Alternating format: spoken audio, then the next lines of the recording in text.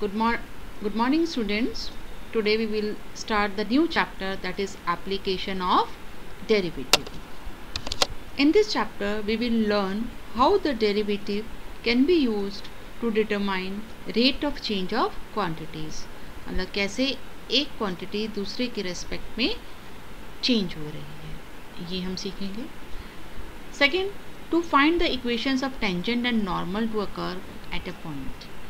कैसे किसी कर्व के किसी पॉइंट पर टेंजेंट या नॉर्मल की इक्वेशन फाइंड आउट की जाती है. Third is to find turning points on the graph of a function which in turn will help us to locate points at which the largest और smallest value of a function occur. किसी भी function के graph पर किस point पर उस function की largest value या स्मॉलेस्ट वैल्यू होगी, मतलब मैक्सिमा या मिनिमा फाइंड आउट करने के. Next is we will also use derivative to find intervals on which a function is increasing or decreasing. कि किस इंटरवल में गिवन फंक्शन इंक्रीजिंग है या डिक्रीजिंग है, ये फाइंड आउट करने के लिए भी हम डेरिवेटिव का यूज़ करेंगे. Next is we will also use the derivative to find approximate value of certain quantities. किसी भी क्वांटिटी की अप्रॉक्सीमेट वैल्यू डेरिवेटिव के हेल्प से हम कैसे फाइंड आउट करेंगे, ये भी हम इस चैप्टर में सीखेंगे. Now, rate of change of quantities. Whenever one quantity y it varies with another quantity x satisfying some rule y equal to some function of x, then dy by dx क्या show करता है? dy by dx जिसे आप f dash x भी लिखते हैं, it represents the rate of change of y with respect to x. मतलब x में चेंज आने से y में चेंज कैसे हो रहा है, ये हम dy by dx की हेल्प से फाइंड आउट करते हैं. And f dash x not का मतलब क्या हो गया कि फंक्शन के डेरिवेटिव की value at x naught point. It represents the rate of change of y with respect to x at x equal to x naught point. Further, if two variables x and y are varying with respect to another variable t, means equations अगर हमारे पास function हमारा parametric form में है कि x भी some function of t and y is also some function of t, तो हम dy by dx chain rule से निकालते हैं. dy by dx is dy by dt divided by dx by dt. And this condition is applicable if dx by dt is not equal to 0, क्योंकि अगर ये 0 हो गया तो ये undefined हो जाएगा. Now we start the exercise first. 6.1. The first question of the exercise is find the rate of change of area of circle with respect to its radius when radius is 3 cm. कि circle के area में कैसे change होगा radius की respect में, और ये हमें कब निकालना है, जब रेडियस हमें 3 की बनी. मीन्स अगर रेडियस चेंज करते हैं तो how the area of circle with respect to it, this we have to find. Now we know that the area of circle is given by a equal to pi r square. हमें change निकालना है with respect to r. It means differentiate this with respect to r. You will get dA by dr equal to पाई तो constant है, r square का differentiation 2r हो गया, so it becomes 2 pi r. And we have to find it when radius is 3 centimeter. So put r equal to 3 centimeter here. You will get dA by dr equal to 6 pi. Hence the area of circle is changing at the rate of 6 pi centimeter square per second. When its radius is 3 centimeter. Next question is the radius of circle is increasing uniformly at the rate of 3 centimeter per second.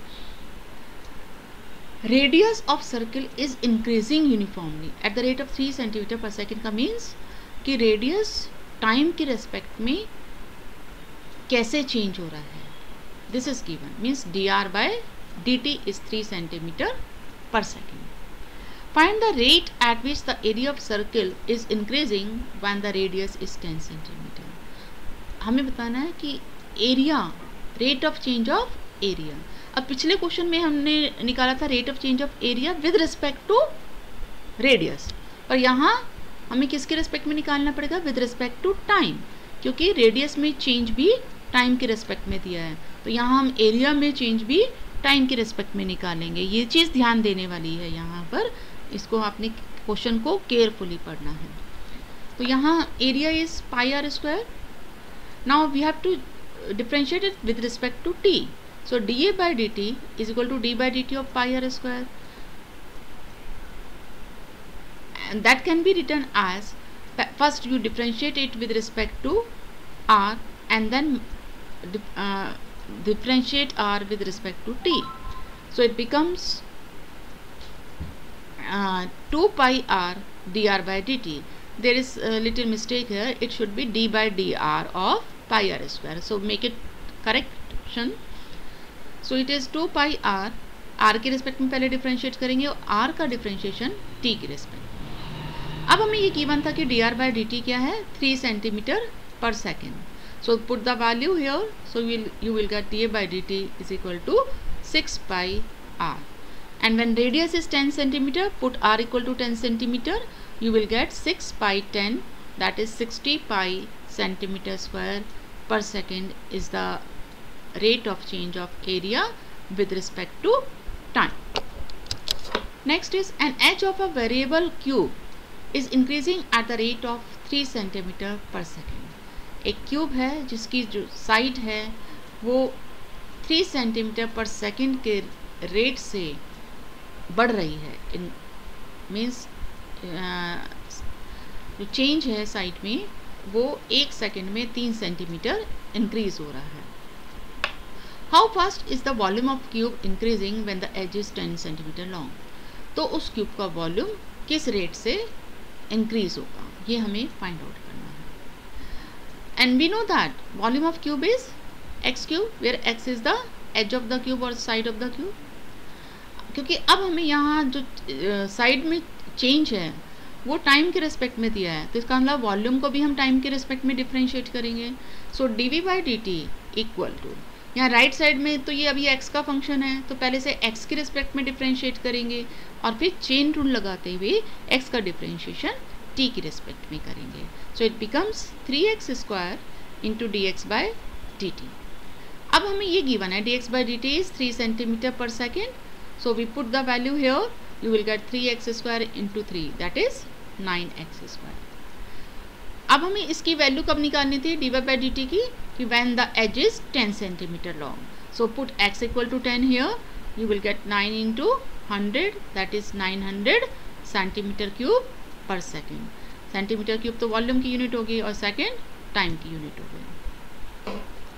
Next question, the length x of a rectangle is decreasing at the rate of 5 cm per minute and the width is increasing at the rate of 4 cm per minute. मतलब किसी rectangle की length 1 minute में 5 centimetre घट रही है और breath 1 minute में 4 centimetre increase हो रही है।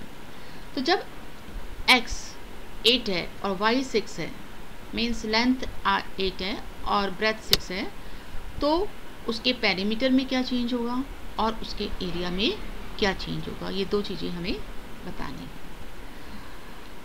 Now you are given the length is decreasing at the rate of 5 centimetre per minute. तो जब डिक्रीज होगा तो आपने उसको नेगेटिव साइन से रिप्रेजेंट करना है। So dx by dt equal to -5 centimetre per minute. और ब्रेथ हमारी इंक्रीज हो रही थी, so dy by dt is equal to 4 centimetre per minute. ये टाइम के रिस्पेक्ट में इंक्रीज बताया हुआ था, तो इसलिए हमने dy बाई dt और dx बाई dt लिखा है। Now the perimeter of rectangle is twice length plus breadth, so x plus Y. अब पेरीमीटर में चेंज बताना है with respect to time, so we differentiate it with respect to time. You will get dp by dt equal to twice dx by dt plus dy by dt। अब दोनों की values यहाँ substitute कर दीजिए, you will get -2 centimeter per minute. So the perimeter is decreasing at the rate of 2 centimeter per minute. Negative sign की वजह से हम लिखेंगे इसे decreasing. Now the area of rectangle is given by x into y. So dA by dt क्योंकि time के respect में बताना है हमें एरिया में क्या चेंज आ रहा है, इक्वल टू यहाँ प्रोडक्ट रूल लगाएंगे आप, so dx by d t into y plus x d y by d t, दोनों की वैल्यू सब्सटीट्यूट करेंगे, you will get -5y plus 4x। अब हमें इसकी वैल्यू चाहिए थी जब x 8 हो और y 6, so put it here and do the calculation, you will get 2 centimeter square per minute. So the area is increasing at the rate of 2 centimeter square per minute. That's all for today. Now you complete the questions up to question number 9. Thank you.